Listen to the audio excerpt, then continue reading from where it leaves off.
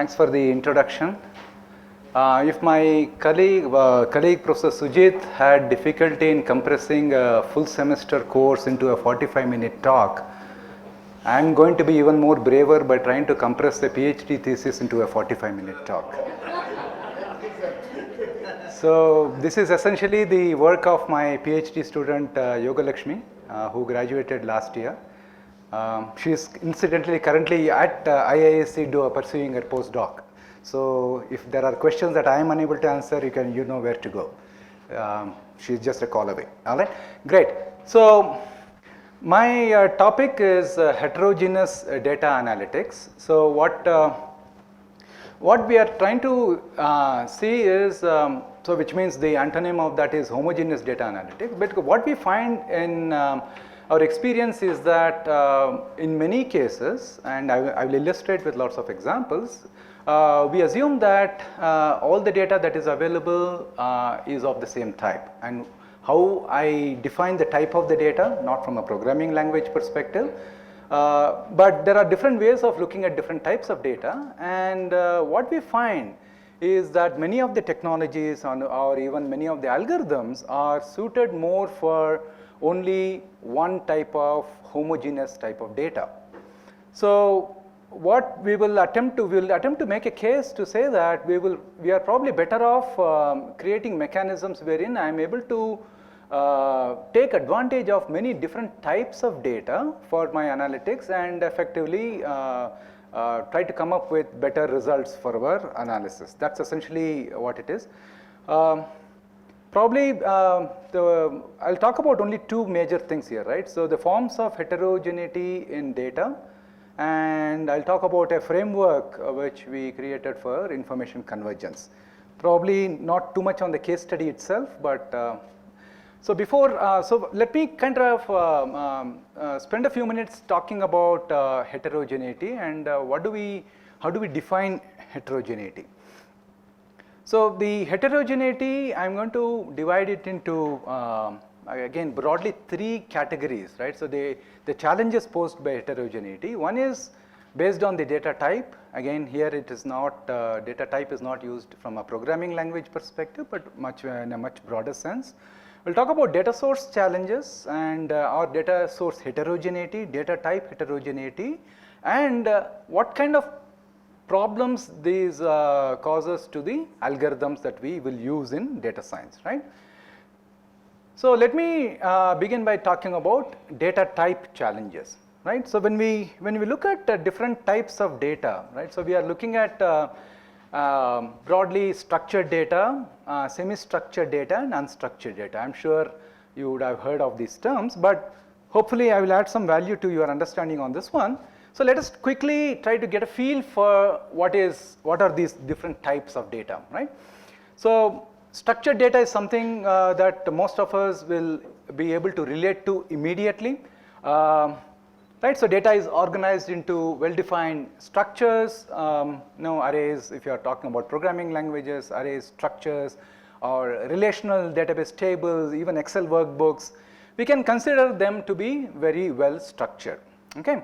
So I'm going to use this and leave it without further elaboration on this one, and then we'll come back and contrast this with the other types, okay? So I don't know, so if the table data that I have shown here, there are two institution information there, the founding year, their address, their telephone numbers, right? So you can have lots of such information, and which is typically maybe available in the form of Excel workbooks, in the form of CSV files, right? So in many different forms, right? So let us use this. I don't think there is any dispute that this is an example of structured data. I'm going to go to the other extreme, right? Now I'm presenting this as example of unstructured data, right? Now, so this is, now there's some information that is there. So this is essentially what I took from Google Maps. So there is a map of NIAS there on the right side, and then the left side contains some information about NIAS, the name of the institution, some ratings, the directions, and the address, and so on, right? So similarly, I don't know, for the sake of completeness, I chose to put IIIT-B there as well, correct? Now, I am presenting this as examples of unstructured data, right? Now, in the presence of very well experienced spatial data scientists, you may have strong objections if I am presenting this as especially that particular map as an example of unstructured data. So, I will slightly flip the question now. What is it that in this picture that is making it unstructured data, and what is it that is here which is making it into structured data, right? So, how do we try to draw this line between structured data and unstructured data? Any quick reactions as to, I don't know, so what could be a litmus test? For structured data in tabular form, we have column names. Very good. Which relate every rows to as a single key. Whether it is okay, all right. So that's right. Structured is very well understood. Can you tell me your comments on this and this? And I don't know, if I were to ask you to argue both ways, I want you.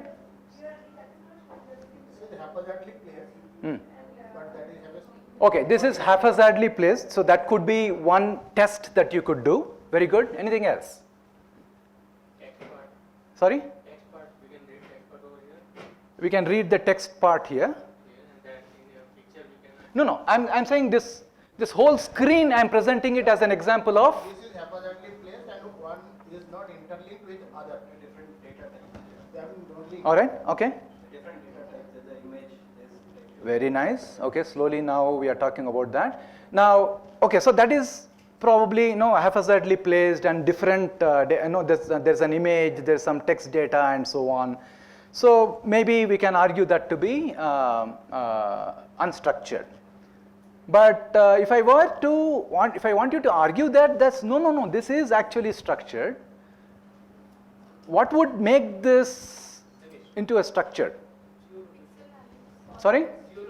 Exactly, right? So if that information is not an image, but if it is your whole, with geolocations and lat-long coordinates and some kind of a GIS representation, then that would become structured. So essentially what we are saying is that there are, so the litmus test that I talk about when we are talking about structured versus unstructured is that it is, to the human eye, it is very difficult to tell the difference. In fact, if I go back here, I will argue that this is also unstructured. I can. The reason is that, so eventually what we are talking about it is not about how we as human beings perceive the data. Well organized, just because this is having some headers and this is having some data does not make this into structured. So that is one myth I want to break here. Right? So the visual representation or the visual organization which is intended for human consumption does not make this distinction between structured versus unstructured. If that is the case, then what does make that distinction then? If I am saying that visual organization is not the criteria to say whether it is structured versus unstructured, then what else could be making this distinction? Machine readability. Thank you.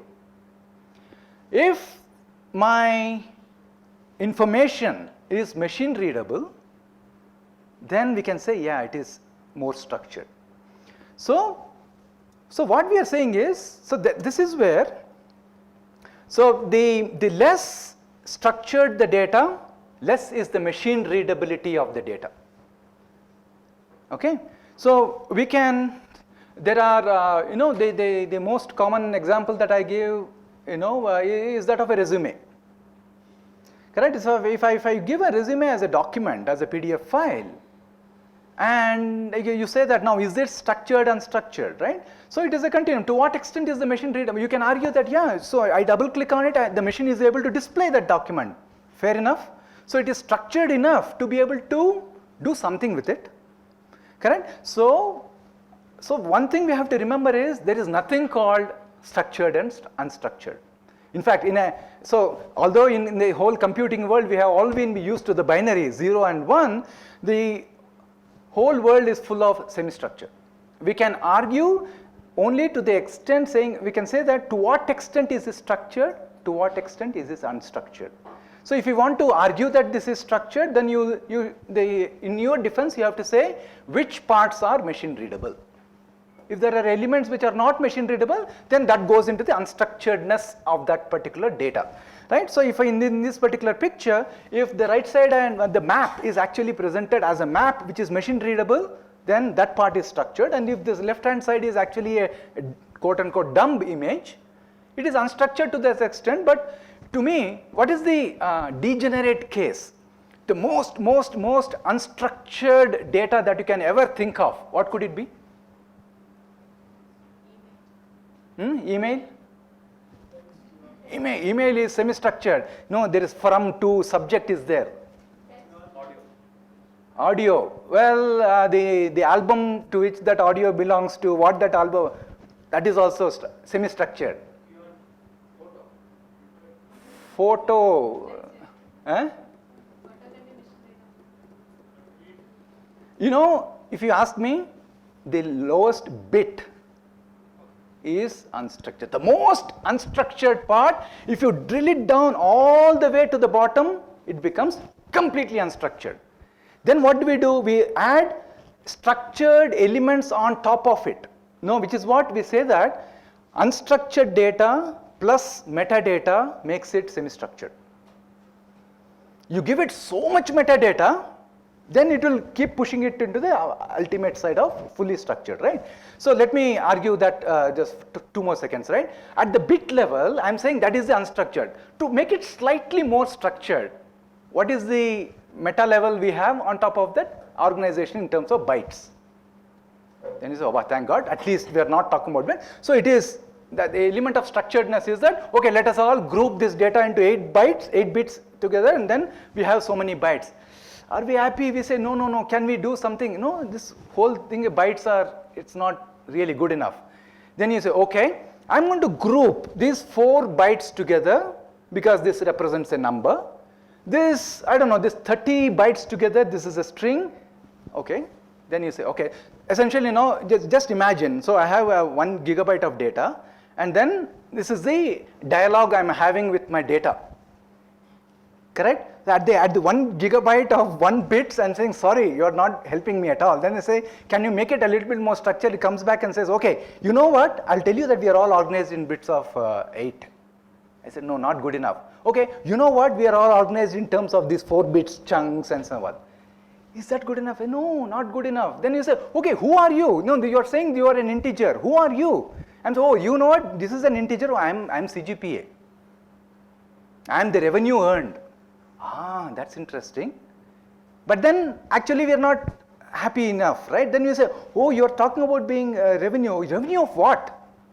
So it goes. Then you say, okay, this is a collection of revenue data. Then you say this is a collection. Then you say, oh, this belongs to the sales data. This belongs to this particular company. So you add layers and layers of metadata information on it. Then you move things from being completely unstructured to maybe it is structured. Correct? So if you, again, going back, it has to be machine readable. So the litmus test is now to the machine. I'll take this particular data. I'll pick that particular 8 in that 1988. If I ask the machine, what is that 8? Does the machine have enough information to say, oh, this 8 belongs to this number called 1988, which happens to be the founding, corresponds to the founding year, a column called founding year, which happens to be in this table called academic institution. Suppose I say now, this becomes structured only if the machine is able to give this answer. And if this data is stored in a relational database, we all know that a relational database has got something called a data dictionary, right? In MySQL, it is called information schema, where this entire history is there, Jatkam is there.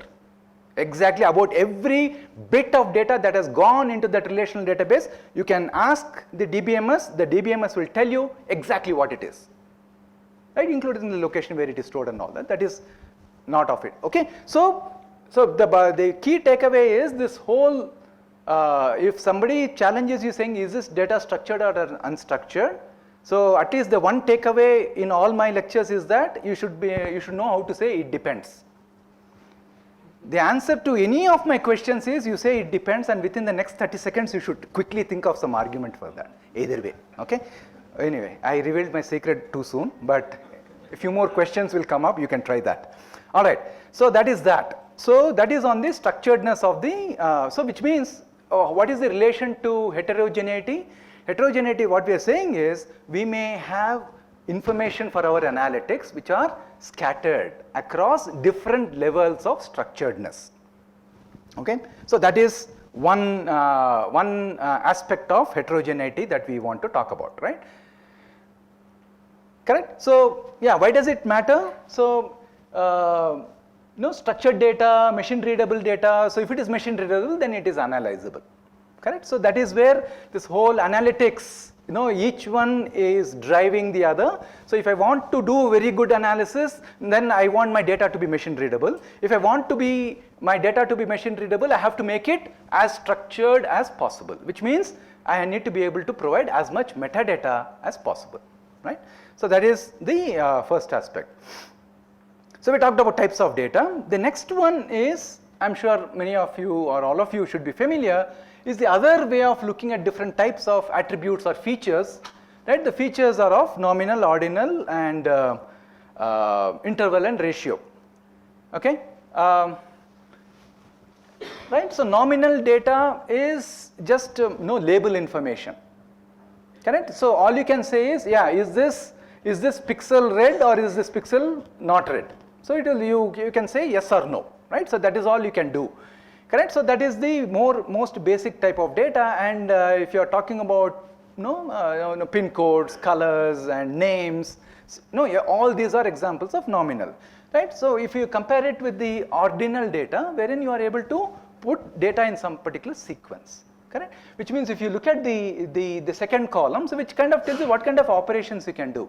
With nominal data, you can do only comparison. We can say whether something is equal to something or something is not equal to something. Whereas with ordinal data, you can do this ordering, something is less than, right? Typical ratings, correct? So ratings are all ordinal, right? So whatever, fully satisfied, just satisfied, neutral, and then not satisfied, and not satisfied at all, right? So this is ordinal, wherein you are able to order the values in certain way. And then comes the interval. So now what has happened? We are beginning to add the kind of operations we can do on the data. Previously we were saying, okay, with nominal we are able to do only equal to, not equal to. If with ordinal we are able to order it, which is less than and greater than kind of operations. And finally we are talking about, not finally, then next is the interval data, wherein we are saying that there is no, the additional operations are addition and subtraction. The most common example of interval data is date. Correct? So you can take a date and then you can add 10 to it, and then you will get a new date. You can subtract and then you will get another date, and so on, right? So some amount of addition subtraction can happen on interval type of data, right? So the normal data, what we are used to calling it as quantitative data, numeric data, is what is called as ratio data. Correct? So ratio data is something in which all operations are possible, right? Multiplication, division, subtraction, everything. Correct? So how do you distinguish between interval data and ratio data? Many times that can be a bit confusing. Distinguishing between nominal and ordinal is not that difficult. Correct? Distinguishing between interval data and ratio data is slightly tricky. Okay? So I don't know. So somewhere I saw the room temperature here is 22 degrees centigrade. Is that interval data or ratio data?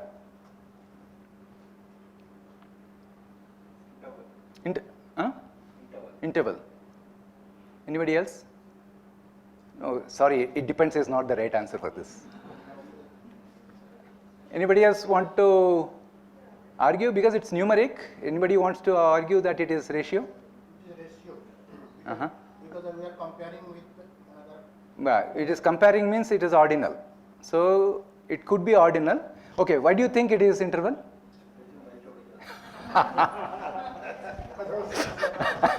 Oh. All right. So sorry. It's adding and subtracting. It's plus or minus. Yeah. This is No. Okay. So in the interest of time, I'll quickly. My goodness, I have only 15 minutes.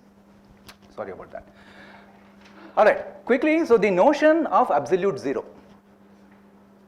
When we say 22 degrees is an interval and not a ratio data, because 11 degrees Celsius is not half of 22 degrees Celsius. Because there is no notion of absolute zero. So on the other hand, if I express temperature in Kelvin, we have decided, right, that minus 273 degrees Celsius is absolute zero. There is nothing called minus 3 Kelvin. So when we talk about in the absence of absolute zero, the concept of multiplication and division doesn't work. Correct? So the simple answer to that question is, immediately you ask, when I double it up, so when I say right, so the marks obtained, right? So marks obtained is 20 degrees and somebody else got 40 degrees, so 40 marks. So you say that he got twice the marks that obtained by this particular person. That's perfectly fine. So that is the litmus test for you to say between interval and ratio. All right, I really need to run. Okay. So we talked about heterogeneity caused by types of data, and then we said there are two ways of looking at types of data. One is structured, semi-structured and unstructured. The second one is based on nominal, ordinal and all of that. The third heterogeneity comes from data sources. Okay. If you are drawing your data from many varied data sources, implicitly that compounds your challenges. Okay. So in traditional data warehouse and analytics, analytics using data warehouses and things like that, this problem has been addressed using what is called as the SETL solution, right, which is select, extract, transform and load. So this is the set of processes which will select data from identify data at multiple data sources. Then I will extract all of them, but then I will massage it, and to make sure that in some sense I will homogenize it, right? And then that is called the transform process. And then once I have homogenized, I will load it into my data source for further analysis. So this is the classic way of dealing with heterogeneity caused by information across data sources. Right? The most classic examples of heterogeneity is, information in one data source is expressed in 1 units, in another data source is expressed in another units, right? So distance. Now I don't know, if you're looking at one data source, everything is expressed in miles, in another data source, everything is expressed in kilometers. So when I want to merge them and work with them, I cannot take it as it is. So this is a very clear example of issue of heterogeneity. So I have to homogenize it, and then I have to agree that I will use it using, process it using one uniform unit. So that happens as part of the transform process. Okay. So while SETL has been very extensively used, it has got many limitations. Okay. So for one thing, the SETL process itself is so intensive, right? So I have seen places where the SETL process alone runs for several hours. So which is why they always choose to run it overnight. So typically they are run in the form of batch jobs at midnight. So some scheduled job will wake up, and then it will hurriedly go to connect to all the data sources, download the CSV files or whatever, and then this one starts churning and churning and churning. By the time by 8 o'clock in the morning, before the users come, it will say, I finished my job. So the side effect of this one is, most of the time, by the time the data comes to my analysis, I am looking at some amount of stale data. Correct? At least 1 day old, if not more. Correct? And especially if you are talking about data from very, very different varied data sources, it may be even more than 1 day old. And on top of it, you put regulatory expectations, permissions, and all that stuff. Then it can really, really become a big challenge. And varying data models, I briefly talked about it. So when we talk about, each one is representing the data in their own way. Their understanding, their interpretation of the data at a logical level, both of them might be saying that, I'm dealing with traffic, road traffic data. But then the way one system has modeled a road traffic data. No, you take across cities. Now we are talking about smart cities and things like that. If one city is modeling traffic data in one way, and say Mysore is dealing with is modeling traffic data in another way. So if we are supposed to analyze, I don't know. So if there is a study to say that, there is a big initiative to see what is the when we want to develop tier 2, so-called tier 2 cities. So what is the effect on in terms of urban mobility? So if I want to make that particular study, then I will have this issue in homogenizing it and things like that, right? And of course, lots of data quality challenges will come. The last challenge which is caused by both of these things are algorithmic challenges, which you should be ready to tackle, right? So most of the analytics algorithms are capable of taking only one type of input. Okay. For example, you take decision tree algorithm, correct? Decision tree algorithm works with nominal data, what we called as nominal data. On the other hand, k-means clustering, it's all about computing distances and things like that. So it works with ratio data, correct? So you compute the centroids and then you move the data, and then Euclidean distance is one of the one of the ways of measuring distances. All that is there, right? So again, you talk about document clustering. It's completely talking about unstructured data, which is again nominal in nature, right? So when we right, so I think this is the example. A distance measure is one of the most fundamental things in data science algorithms, correct? So many algorithms, this is the heart of that particular algorithm, right? So even irrespective of whether you are using k-means clustering or k-medoid clustering or any of those clustering, the ability to compute distance is central to it.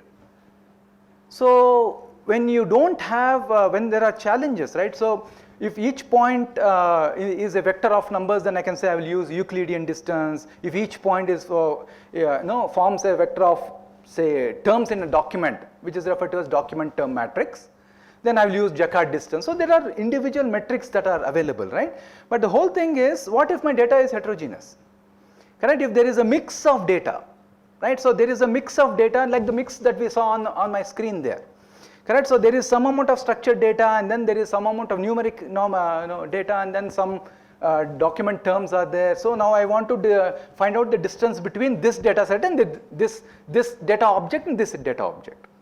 Correct? So then many of the algorithms, now you have to depending upon your application domain, you have to invent your own cost function or distance function, and which is the most suitable one, and apply it into your algorithm, right? So that is the other challenge associated with that.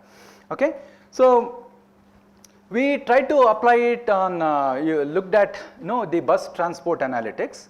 So just look at the range of data that we are talking about, right? Bus schedule information was given to us in the form of Excel. Bus ticket sales information was in the form of a relational database, which is there. Right, so because most of them are carrying this, the ticket dispensing machines and things like that. Bus route information in GIS. And then they also gave us GPS traces for live bus movement.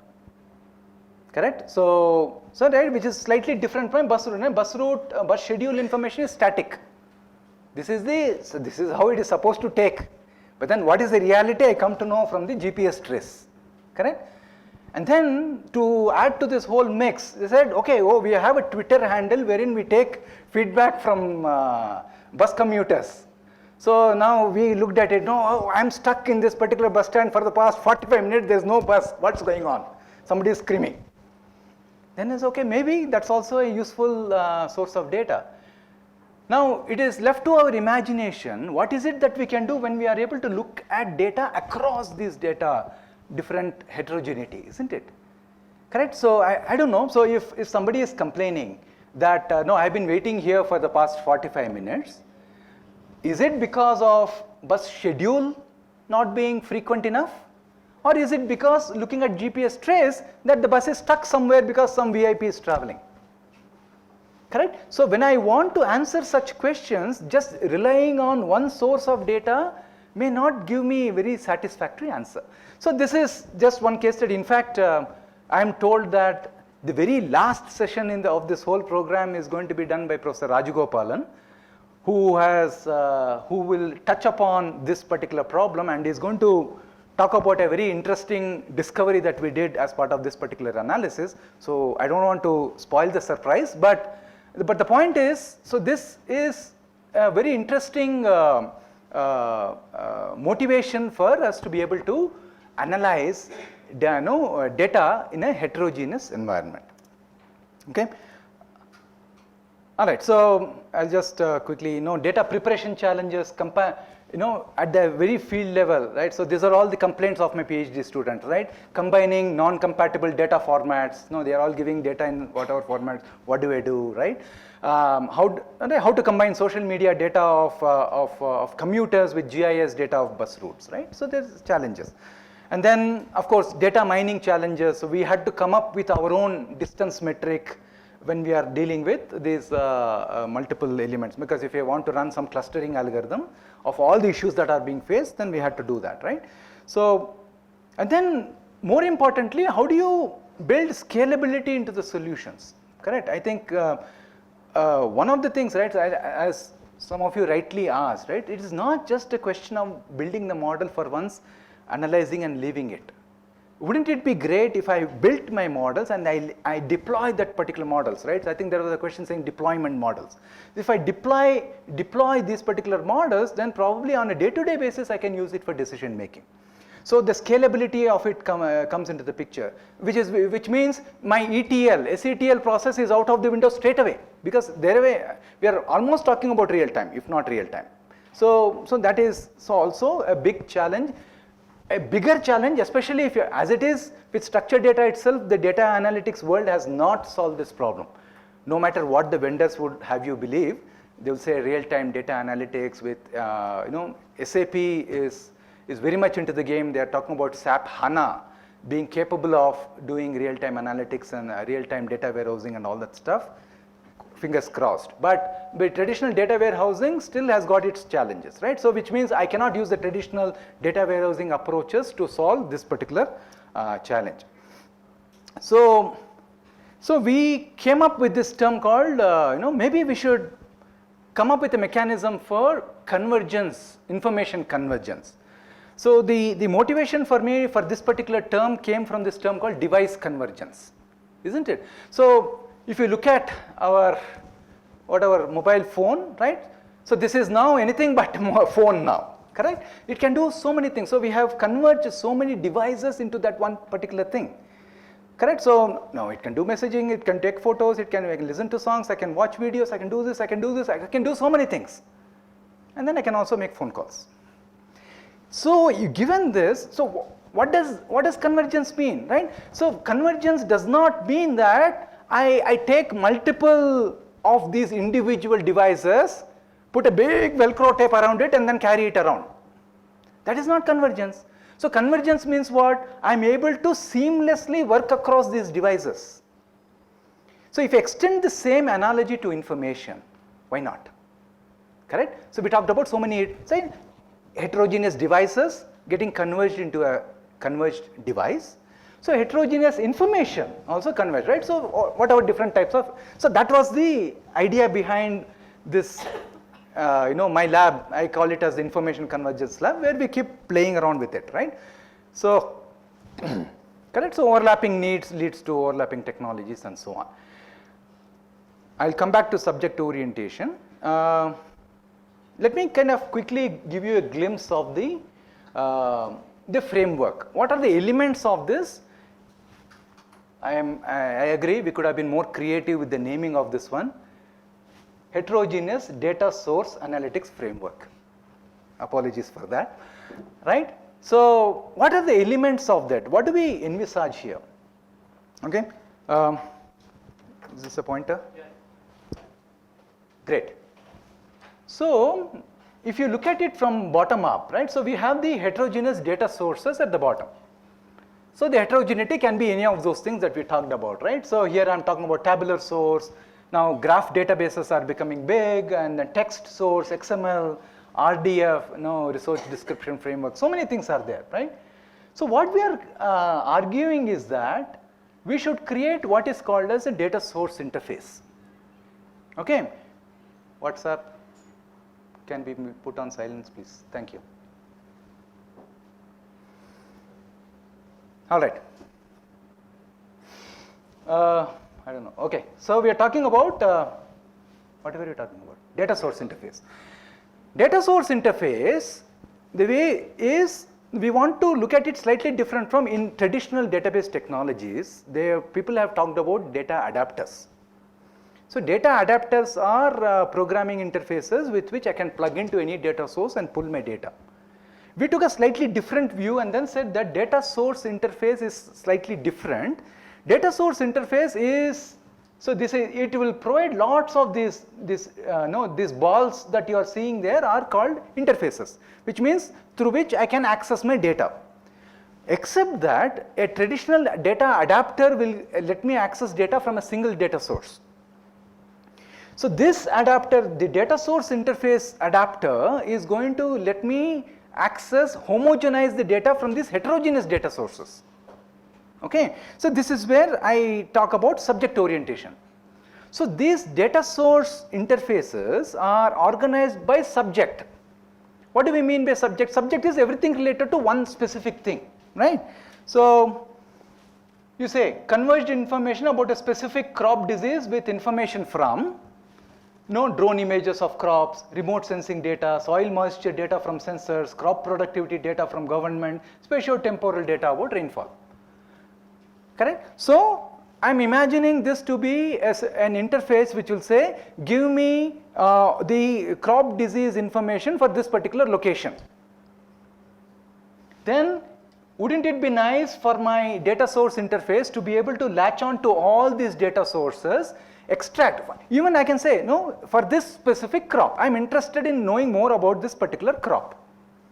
So all information pertaining to that particular one subject, I'll scour through all those data sources and then I'll make it available for, so what happens once I get it, I'll send it to my analytics engine.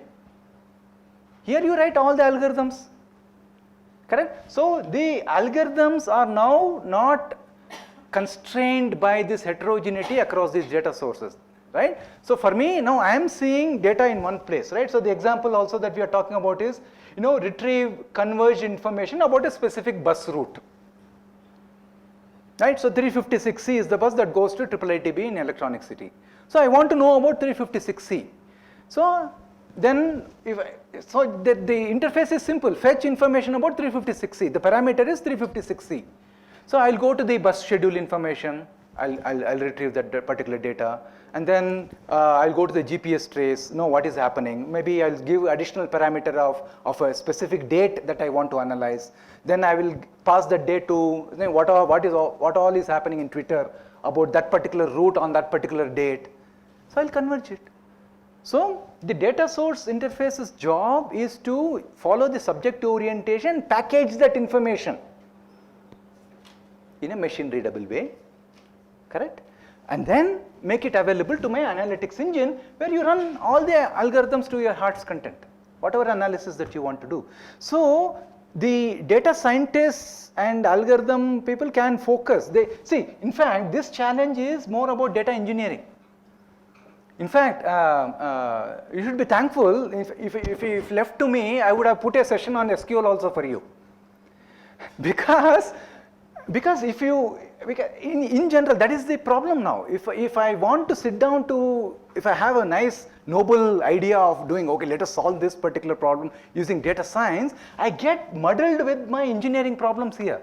How do I connect to MySQL? There is a Postgres database that is sitting there. Oh, there is this ArcGIS that is sitting there. What should I get from here? What should I? All that is insulated by this DSI. And then projected, pushed it up for the analytics. The analytics can focus on that one. Right? So that essentially, the reason why we call this framework is obviously this is a framework. Framework will give you the broad structure. I'm not saying this will solve all your engineering problems, but at least this will nicely compartmentalize your engineering problems. Right? So you can hire a bunch of database engineers whose only job in life is to create a whole bunch of data source interfaces. right? So they don't have to be, because we all know how difficult it is to get data science professionals and so on, but software engineers are there, experts in database programming are there. That skill set is enough to be able to provide a whole bunch of these things. Then the scientists can focus on the algorithm development. Right? So that is the broad thought process behind this particular heterogeneity. And so this whole thing is an attempt to create that information convergence framework.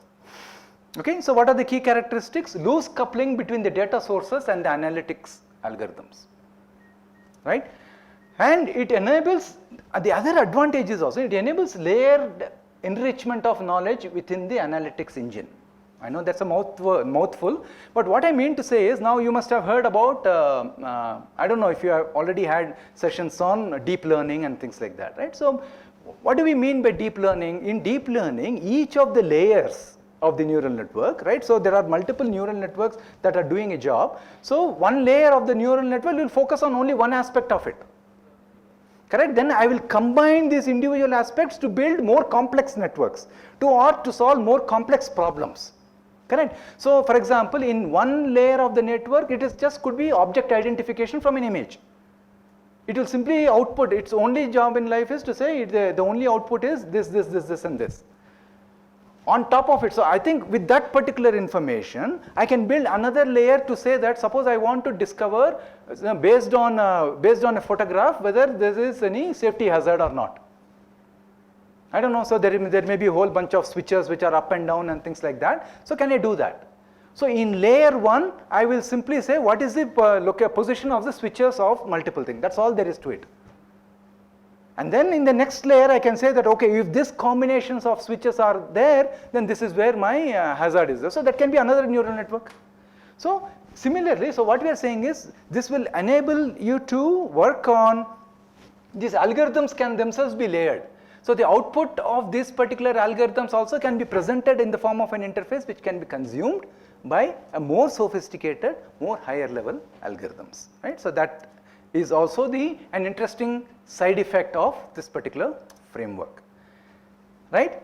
So have we solved all the problems? Maybe not, right? So semantic extraction is still, and semantic linking is still a challenge, which means today we are only able to, from a technological perspective, I know how to connect to Postgres, I know how to connect to this, but if you don't tell me that, for example, we are talking about Twitter handles, right? So if you are talking about extracting bus information, only if you tell me what is the hashtag to look for, I will be able to find out. If it is semantically aware, then I don't even have to tell anything, because whether they use that or not, if somebody is bickering about traffic, then we'll come to know about it, right? So that is the semantic part of it. And right, there is no universal standard for that packaging. I said that, right? I simplified it extremely, but if I am talking about these heterogeneous data sources, there is no standard for packaging that and making it available to my analytics algorithms. So, right, so there's still some work to be done, right? So just to sum it up, right? So I think that the key takeaways that I wanted to communicate was that we should aim to look for, we should not shy away from looking at multiple data sources just because they are not compatible with each other. I think if we do that, then the potential of the analytics that we are doing can be immense. And of course, there are, we also looked at what could be the challenges. So we're not saying it is a solved problem, but on a case-by-case basis, at least, we should attempt to looking at this particular problem, right? In fact, I got a lot of motivation that I should probably continue to work on this one, because just the other day, as I briefly mentioned, I work with many government departments. We were talking to the BESCOM people, correct? So the BESCOM people have amazing heterogeneity in their data, right? So the good part is that many of their operational activities are all GIS enabled and so on. If somebody wants a new line, so the GIS system is there, which exactly says how should be, from where should be the wire drawn, what is the nearest transformer and things like that. But there is so much other data which we can use for analytics.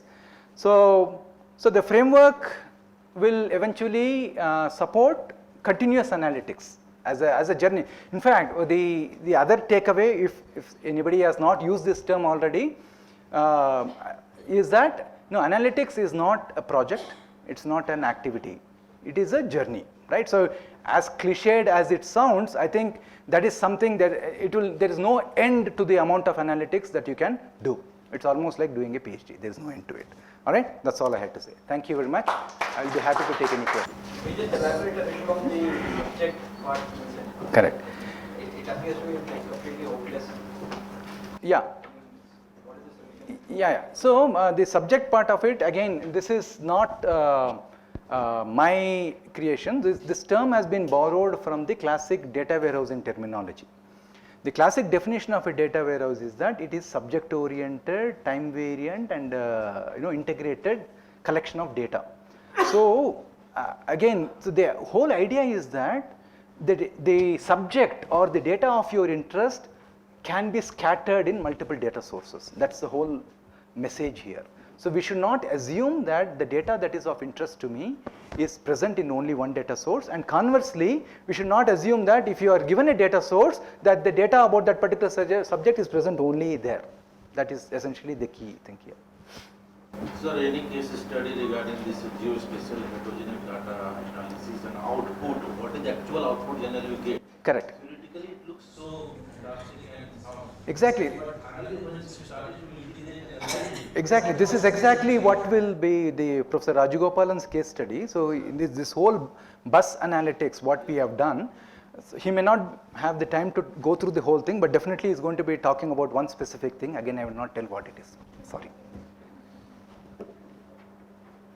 Any other questions? All right. Thank you very much. It's been a pleasure talking to all of you.